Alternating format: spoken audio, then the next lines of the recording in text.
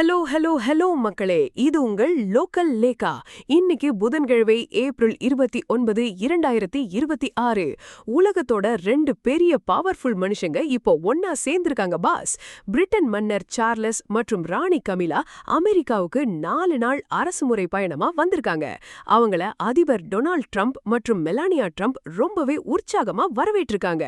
250 வருஷத்துக்கு முன்னாடி பிரிட்டன் கிட்ட இருந்து சுதந்திரம் வாங்கின அதே அமெரிக்கா இன்னைக்கு அதே நாட்டு மன்னருக்கு சிவப்பு கம்பள வரவேற்பு கொடுத்திருக்கு.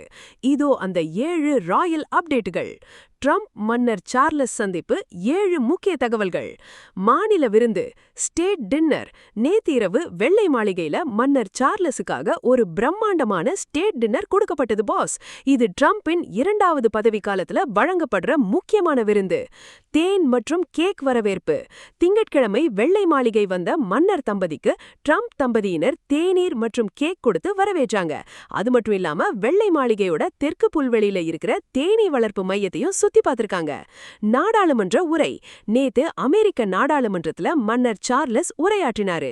1991ல ராணி எலிசபெத்துக்கு அப்புறம் இப்பதான் ஒரு பிரிட்டன் மன்னர் அங்க பேசுறாருங்கிறது ஒரு வரலாற்று சாதனை. Special menu.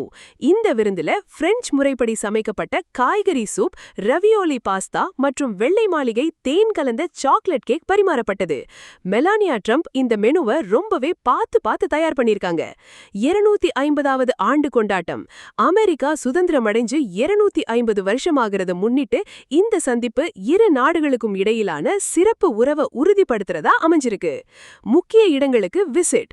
அடுத்த 2 நாள்ல நியூயார்க்ல இருக்கிற செப்டம்பர் 11 நினைவு சின்னமும் வர்ஜீனியாவில இருக்கிற முக்கியமான இடங்களுக்கு மன்னர் சார்லஸ் போக போறாரு பாஸ். பாதுகாப்பு கிடுபிடி.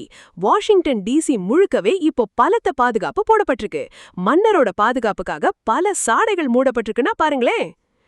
இந்த ராயல் சந்திப்பை பார்க்கும்போது நம்ம தளபதி விஜய் சார் சொன்ன அந்த மாஸ் டயலாக் தான் ஞாபகம் வருது பாஸ். நண்பனாயிருந்தா பாசம், எதிரியாயிருந்தா வேசம். ஆனா இவங்க 2 பேரோட நட்பை பார்க்கும்போது அது சுத்தமான பாசம்னு புரியுது பாஸ்.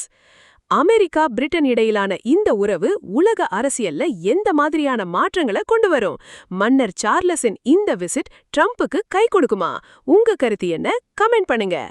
உலக தலைவர்களின் சந்திப்புகளும் சர்வதேச செய்திகளுக்கும் தொடர்ந்து இணைந்திருங்கள். ஸ்டே டியூன்ட் வித் பிராண்டி செய்திகள். Stay tuned.